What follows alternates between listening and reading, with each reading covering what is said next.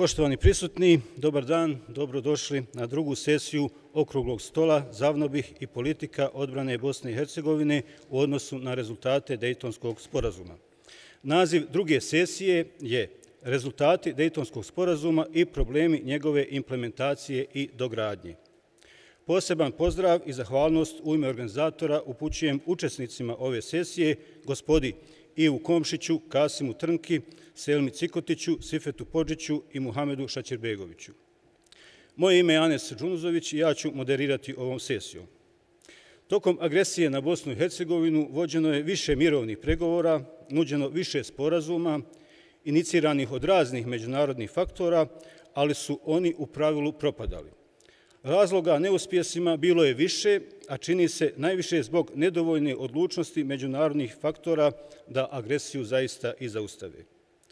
Pregovori u Dejtonu od starta su bili ozbiljniji. Američka administracija, predvođena tadašnjim predsjednikom Billom Clintonom, bila je odlučnija od drugih. Pregovori su vođeni 21 dan, od 1. do 21. novembra 1995. godine, a sporazum je potpisan u Parizu 14. decembra iste godine. Sporazum nosi naziv Opći okvirni sporazum za mir u Bosni i Hercegovini ili Dejtonski mirovni sporazum.